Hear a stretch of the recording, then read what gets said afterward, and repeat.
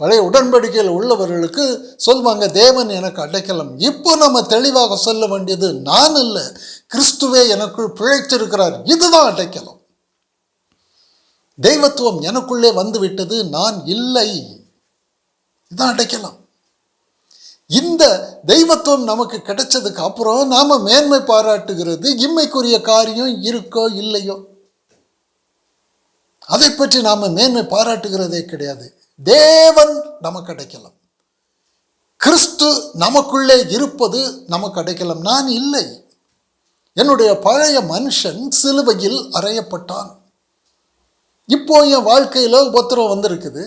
அந்த உபத்திரவங்களுக்கெல்லாம் நாம் கொடுக்கிற உத்திரம், பதில் இதுதான். பழைய மனுஷனை உன்னால மேற்கொள்ள முடியும், அந்த மனுஷன் சிலுவையில் அறையப்பட்டான். உபத்திரவமே, பாடுகளே, போராட்டங்களே, இச்சைகளே, என்னை மேற்கொள்ள நினைக்கிற சூழ்நிலைகளே, உங்களுக்கு நான் கொடுக்கிற பதில் என்ன தெரியுமா? என் பழைய மனுஷன், ஒரு மனுஷனாக இருந்தேனே, அந்த மனுஷன் கல்வாரியில் சிலுவையில் அறையப்பட்டு போனான். அவனை உன்னால மேற்கொள்ள முடியும், அவன் செத்து போனான், அவன் சிலுவையில் அறையப்பட்டான். சிலுவையை குறித்து மேன்மை பாராட்டுகிறோம். கல்வாரி சிலுவையை குறித்து மேன்மை பாராட்டுகிறோம். அந்த சிலுவையில் நான் பழைய மனுஷனாக இருக்கும்போது எவ்வளவு பயந்தேன், எவ்வளவு திகில் அடைந்தேன், எவ்வளவு சோர்வடைந்தேன், எவ்வளவு இச்சித்தேன், எவ்வளவு பொறாமை, பெருமை, எப்படிப்பட்ட மனுஷ உணர்வுகள் நிர்பந்தத்தில் இருந்தேன். அத்தனையும் சிலுவையில் அறையப்பட்டது. பழைய மனுஷனே சிலுவையில் அறையப்பட்டு போனால், இன்னைக்கு நான் ஒரு உபத்திரவம் என் முன்னாடி வரும்போது நான் அறிக்கை செய்ய வேண்டிய விசுவாசம் அங்கே போ.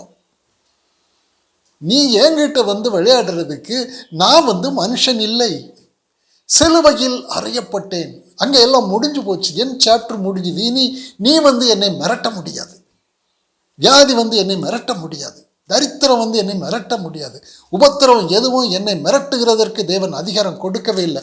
ஒரே வார்த்தை நான் சொல்ல வேண்டியது, திருப்பி விட வேண்டியது, சிலுவைக்கு நேராக போ, அங்கே போ.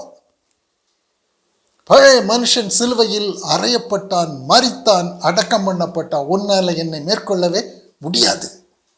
இதான் நாம மேன்மை பாராட்டுகிற காரியம். பழைய மனுஷன் அடிக்கப்பட்டு போனான். ஆண்டவர் சொல்லும் பொழுது அதை பார்த்துட்டு இங்கே வரும். பிலிப்பியர் 3வது அதிகாரம்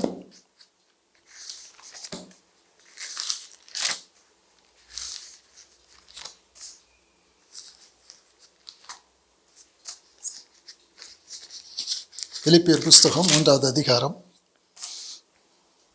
18வது வசனம். ஏனெனில் அநேகர் வேறு விதமாய் நடக்கிறார்கள், அவர்கள் கிறிஸ்துவின் சிலுவைக்கு பகைஞர் என்று உங்களுக்கு அநேகம் தரம் சொன்னேன், இப்பொழுது கண்ணீரோடும் சொல்லுகிறேன். வேறு விதமாய் நடக்கிறார்கள். கிறிஸ்துவை விசுவாசிப்பார்கள், ஆனால் அவங்க நடக்கிற விதம் என்ன என்றால் அவருடைய சிலுவைக்கு பகைஞர். நான் கிறிஸ்துவுடனே கூட சிலுவையில் அறையப்பட்டேன் என்கிற விசுவாசம் இருக்காது, அவ்வளோதான். அதான் சிலுவைக்கு பகைஞர். கிறிஸ்துவை நம்புவாங்க, ஜெபிப்பாங்க, கொண்டாடுவாங்க, எல்லாம் செய்வாங்க, எல்லாம் இருக்கும். உலகத்தில் ஐஸ்வர்யம் இருக்கும், கனம் இருக்கும், எல்லாம் இருக்கும், உத்தியோகம் இருக்கும், பணம் இருக்கும், எல்லாம் இருக்கும். ஆனால் என்ன இருக்காது என்றால், என்னுடைய பழைய மனுஷன் கிறிஸ்துவுடனே கூட சிலுவையில் அறையப்பட்டு மரித்தான். அந்த பழைய மனுஷன் எவ்வளவு ஐஸ்வர்யவானாக கனவானாக இருந்தால் கூட அத்தனை உபத்திரவங்களும் அவனை மேற்கொள்ளும். இன்னைக்கு அநேகர் என்ன அப்படின்னா, உலகத்தாளந்துகள், எங்களுக்கு கிறிஸ்து இருக்கிறார், எங்களுக்கு உலகத்தில் அது கிடைச்சது, இது கிடைச்சது, எல்லாம் கிடைச்சது, ரைட். ஆனால் நான் சிலுவையில் அறையப்பட்டேன் என்கிற விசுவாசம் எனக்கு இல்லை என்றால் நான் சிலுவைக்கு பகைஞர்.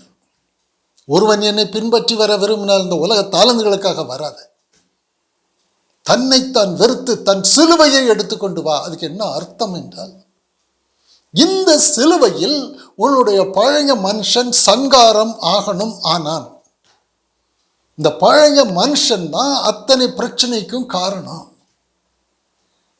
அப்போ கல்வாரி சிலுவையில் நடந்த காரியம் என்ன என்றால், என்னுடைய பழைய மனுஷன் அங்கே மரித்தான். இப்போ நாம் அறிக்கை பண்ண வேண்டியது அதுதான். நான் எதுக்கு துக்கப்படணும்? துக்கப்படுறவன் மனுஷன், அவன் சிலுவையில் அறையப்பட்டான். சிலுவையை குறித்தே அல்லாமல் வேற எதை குறித்து நான் மேன்மை பாராட்டது இருப்பேனாக. சிலுவையை குறித்த உபதேசம் கெட்டு போகிறவர்களுக்கு பைத்தியமாக இருக்கும். இன்னைக்கு கிறிஸ்தவர்களில் பெரும்பாலும் சிலுவையில் நம்முடைய பழைய மனுஷனுக்கு நடந்த காரியத்தை நம்பாம நாங்களும் கிறிஸ்தவங்க தான் என்று வாழ்கிற வாழ்க்கையின் விளைவு எப்படி இருக்கும்? மின்னல் அடிக்கிற மாதிரி உலக தாளந்துகள் மின்னல் அடிச்சுட்டு ஒன்று இல்லாமல் புரட்டி போடும். அடுத்த நிமிஷம் அழுகையும் பற்கடிப்பும் உண்டாயிருக்கும். பாருங்க, எங்க பாருங்க, அழுகையும் பற்கடிப்புமாக இருக்கு. காரணம் என்ன? சிலுவைக்கு பகைஞர், சிலுவைக்கு பகைஞர்.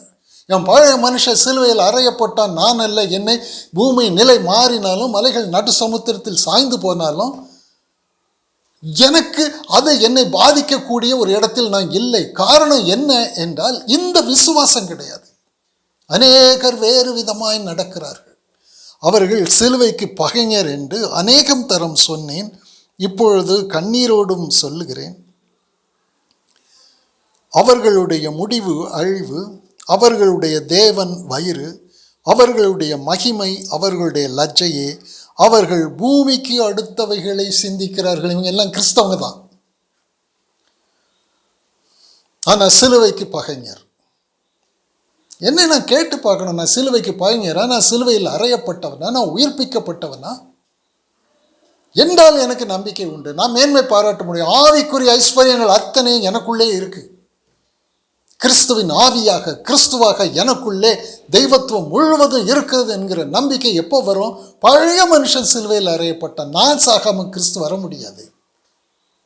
கிறிஸ்து எனக்குள்ளே இருந்தால் நான் செத்து போனேன். பழைய மணவாளன் மரித்தான், புதிய மணவாளன் கிறிஸ்து. கிறிஸ்து நம்முடைய மணவாளனாக மாறிவிட்டார். இந்த வாழ்க்கை இருக்காது. கிறிஸ்தவ சமுதாயத்துக்கே கண்ணியே இதுதான். ஜெபம் இருக்கும், எல்லாம் ஜெபம் பண்ணுவாங்க, பாரம்பரியத்தின்படி வேதம் வாசிப்பு எல்லாம் இருக்கும், எல்லாம் பிரசங்கம், எல்லாம் ஊழியன்னு சொல்லுவாங்க. அது ஊழியமே கிடையாது. எனக்கு என் வாழ்க்கைக்கு எனக்கு ஒரு கேரண்டி இல்லை. தலை நிமிர்ந்து என்னால் நடக்க முடியலன்னு என்ன கிறிஸ்தவ வாழ்க்கை? அது ஒரு வாழ்க்கையா? சிந்திக்கணும். நாம எங்கேயாவது தலை நிமிர்ந்து நிற்கிற விசுவாசத்தில் இப்படி விசுவாசத்தில் நிற்கிறவர்களை தேடி பிடிக்க முடியுமா?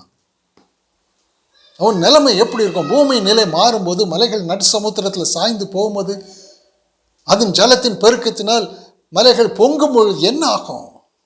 என்ன ஆகும்? என்ன மேன்மை பாராட்டுற இந்த உலகத்திலையா? இந்த வானம், இந்த பூமியில் உள்ளவைகளா? அதெல்லாம் ஒரு நொடி பொழுதில் மாறுமே. நமக்கு ஒரு கேரண்டி இருக்கு. தேவன் நமக்கு அடைக்கலமும் பலனும், ஆபத்து காலத்தில் அனுகூலமான துணைமானவர் என்றால் கிறிஸ்து எனக்குள்ளே இருக்கிறார். நான் கிறிஸ்துவோடு கூட சிலுவையில் அறையப்பட்டேன். பிழைத்திருக்கிறது நான் அல்ல, கிறிஸ்துவே எனக்குள் பிழைத்திருக்கிறார். என்னுடைய ஐஸ்வர்யம் மலைகள் அல்ல, என்னுடைய ஐஸ்வர்யம் சமுத்திரம் அல்ல, என்னுடைய ஐஸ்வர்யம் பொன் வெள்ளி அல்ல, என்னுடைய நம்பிக்கை இந்த வானமும் பூமியும் இல்லை. அதை நான் நம்புகிறது இல்லை. நமக்கு கொடுக்கப்பட்டிருக்கிற மேன்மை பாராட்டுதல் இம்மைக்குரிய காரியங்கள் இருக்கலாம், இல்லாமல் இருக்கலாம். அதில் மேன்மை பாராட்டுகிறதில்லை. எங்களுக்குள்ளே, எனக்குள்ளே கிறிஸ்து இருக்கிறார். இந்த ஒன்று தான் அடைக்கலாம், வேற அடைக்கலமே கிடையாது. கிறிஸ்துவை தரித்து கொள்ளவில்லை என்றால், இந்த விசுவாசத்திற்கு வரவில்லை என்றால், சிலுவையை குறித்த உபதேசம் எனக்கு பைத்தியமாக இருக்குமானால், அது எப்படி என்னுடைய பழைய மனுஷன் சிலுவையில் அறையப்பட்டான்? அது என்னங்க இது? நமக்கு இம்மைக்குரிய உலக காரியத்துக்கு தாளந்துகள் வேண்டும் என்று பேசுகிறவர்கள் தான் அநேகம் பேர். அவர்களுக்கு எந்த நேரமும் அழுகையும் பற்கடிப்பும் வரும். ஆண்டவரே சொல்லி, அவருடைய முடிவு அழிவு, அவர்களுடைய தேவன் வயிறு, அவர்களுடைய மகிமை, அவர்களுடைய லஜ்ஜையே. அந்த லஜ்ஜை தான், அவமானம் தான் இன்னைக்கு அவங்களுக்கு மகிமையாக தெரியுது. இந்த சூழ்நிலையில் அது மகிமையாக தெரியுது, இன்னொரு சூழ்நிலையில் அது அவமானமாக மாறப்போகிறது. அவர்கள் பூமிக்கு அடுத்தவைகளை சிந்திக்கிறார்கள். நம்முடைய குடியிருப்போ பரலோகத்தில் இருக்கிறது. அங்கே இருந்து கர்த்தராய் இருக்கிற இயேசு கிறிஸ்து என்னும் இரட்சகர் வர எதிர்பார்த்து கொண்டு இருக்கிறோம். ஆண்டவர் நமக்கு கொடுத்திருக்கிற மகாபெரிய பாக்கியம் என்னவென்றால், கிறிஸ்து நமக்குள்ளே இருக்கிறது. இதைவிட ஒரு பெரிய ஐஸ்வர்யம் கிடையாது, பெரிய கனமும் கிடையாது, ஒன்றும் கிடையாது. நம்ம அடிக்கடி பார்க்கிற ஒரு உதாரணம் தான். உலகத்தில் மேன்மை பாராட்டுகிற எப்படி இருக்கிற நல்ல ஒரு பராக்கிரமசாலி ஒருவன் இருக்கார். ராட்சசன் போன்ற உருவம் இருக்கு. அவன் யுத்த புருஷனாக இருக்கிறான். அவன் இஸ்ரவேலின் சேனையை சவால் விடுறான். 40 நாள் சவால் விடுறான். மாம்சத்தில் மேன்மை பாராட்டுறான்ல. வா, ஒருவன் எனக்கு எதிராக யாராவது ஒருத்தர் யுத்தம் பண்ணு, நான் தோற்று போனா நாங்கள் எல்லாரும் உங்களுக்கு அடிமை. அவன் சவால் விடுறான்ல. எவ்வளோ பெரிய பட்டை, எவ்வளோ பெரிய பராக்கிரமசாலி, யுத்த புருஷன். ஆனால் அவனுக்கு சவாலுக்கு போகிறதுக்கு ஒரு சிறு ஆடு மேய்க்கிற பையன் போகிறான். அவன் எதை கொண்டு மேன்மை பாராட்டுகிறான்? பட்டயத்தை கொண்டா? இல்லை. உலக தாளந்துகளை கொண்டா? இல்லை. யுத்தத்தில் தெரியும், அது முடிவில் தெரியும். சூழ்நிலைகள் மாறும் பொழுது தெரியும். அவ்வளோ பெரிய பராக்கிரமத்தை வெளியே காண்பிக்கிறவன் எப்படி இருக்கிறான்? ராட்சசனை போல இருக்கிறான். இவ்வளவு பராக்கிரமம், தெய்வத்துவம் முழுவதையும் வைத்திருக்கிறோம். எப்படி இருக்கிறான்? பார்க்க அற்பமாக எண்ணப்பட்டான். தெள்ளுப்பூச்சி மாதிரி இருக்கிறான். அந்த சூழ்நிலை வரும்பொழுதுதான் தெரியும் அந்த மேன்மை பாராட்டுதல் கேவலமானது.